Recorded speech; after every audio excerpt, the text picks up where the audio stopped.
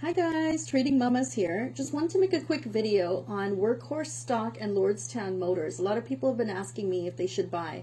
So Workhorse trades under ticker symbol WKHS and Lordstown is under RIDE. So just before we get started, if you like this video, if you could give it a quick like and also hit the subscribe button, that would be really helpful, and then I can continue making more videos like this. So just before we get started, I'm going to be just stating we are not financial advisors, and this channel is for entertainment purposes only. So please do your own research and due diligence when making your investment decisions. So what is Workhorse? So Workhorse is a last mile delivery vehicle company, and their delivery vans have a 100-mile range. So this is what they look like. They look pretty cool, I think. They have current contracts with companies like UPS, Ryder, Pritchard, sorry. So that's pretty good. They also have this horsefly technology, which is a drone, and they've patented actually this technology. So it works in tandem with the electric delivery van. So as you can see, you know, the driver doesn't have to leave the van. He just sends up the drone delivers the package, and it's all done. So this is actually patented by Workhorse. So if other companies want to use this technology in the future, they kind of have to go through Workhorse. So that's a great plus for them. So the next thing I'm going to talk about is the USPS contract. So Workhorse is already, you know, doing great things. They have a great future, in my opinion. I'm very bullish on Workhorse.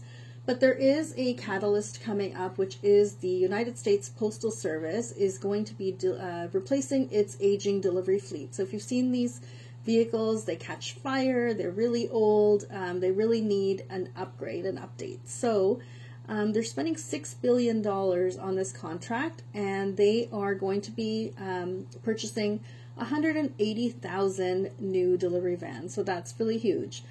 So at the time that they announced that they were offering this contract, there was an electric component required for companies submitting bids. So let's see who the players are. So who submitted bids? So there's 4 companies that submitted bids for the $6 billion contract.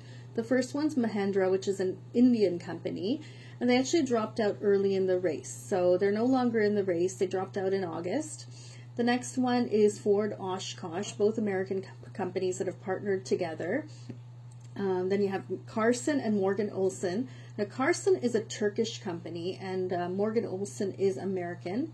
And then we have, last but not least, Workhorse. So with the Buy America Act that was enforced, that was signed by Biden on January 25th, you know, Biden's really pro-buying American, so was Trump. So sort of that eliminates Carson, because that is a Turkish company, and Mahindra was already out of the race. So that really leaves just 2 contenders, Ford Oshkosh and Workhorse. So, and at the time the bid was submitted, there wasn't a fully electric requirement. So Ford and Oshkosh submitted a bid for a hybrid vehicle, not fully electric. So this gave Workhorse a huge advantage. But now that Biden signed this Buy America order, it mandates that the replacement of the government fleet has to be done with electric vehicles that are fully electric. So Workhorse actually has even more of an advantage now. So when Ford and Oshkosh found out about this, they sort of wanted to up their game. So you know, I found this on Reddit, so please verify, but the CEO and, the COO and president of Oshkosh released this statement last week. So we've got a very strong, very comprehensive bid that meets all needs of the U.S. Postal Service. So I mean, repeat, that we do meet all the needs of the U.S. Postal Service, meaning if they want, under the Biden administration, more weight towards one type of propulsion than another, we're ready for that. Now we've got our fingers crossed. We believe we've got high reliability solutions and hope to have good news at the next earnings call. So this kind of made Workhorse investors a little bit nervous. So with the USPS contract, I'll just show you the history. So basically, This is Workhorse right now. It's trading around $38.91 at the time of this video. So if you go to the 6-month chart, you can see, so the contract was supposed to be awarded September 30th. So you see this little rise here, and then it got delayed. So it dropped, and then we see another rise here because that was the next expected announcement date, December 31st. Nothing happened. It got delayed again, dropped again, and now it's on the rise for that March 31st deadline date. So things look good for Workhorse because the USPS just had their meeting on February 9th, and they did announce that there won't be any more delays in the contract announcement, which means it will be announced in the next few weeks, which is a good sign because it sort of it seems that Ford would not be able to submit a new bid or modify their bid to change it so that they're fully electric. So that's good news for Workhorse. So I just wanted to talk to you now a little bit about Lordstown and the Workhorse connection. So Lordstown actually bought over an old GM plant, which is in Lordstown, Ohio, and that's where their factory is. And Workhorse is actually going to be using Lordstown to produce the factory to produce their vehicles. So that's great. Lordstown also has a $75 million investment from GM. They're producing a fully electric full-size pickup called the Endurance, and they've received already over 100,000 pre-orders, and their production is on track for September 2021. So this is the vehicle. It looks like, you know, a traditional pickup. The key feature about this is the engine is actually in the wheel, so that's pretty cool.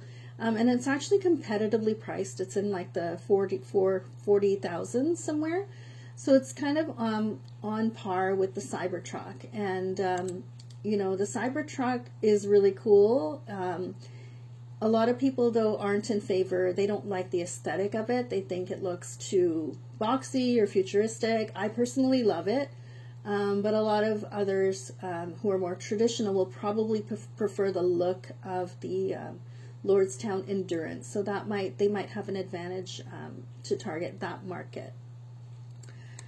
So that's about it. So just to let you, just to summarize, Workhorse is trading around 40 right now, and Lordstown around 28, 29. So if you think it's too risky to buy in at this close to the contract for Workhorse, Ride may be a good alternative. They both have good futures. I'm very bullish on Workhorse. I have a position in both, but I'm not planning to sell a single Workhorse share. My Workhorse position is significantly larger.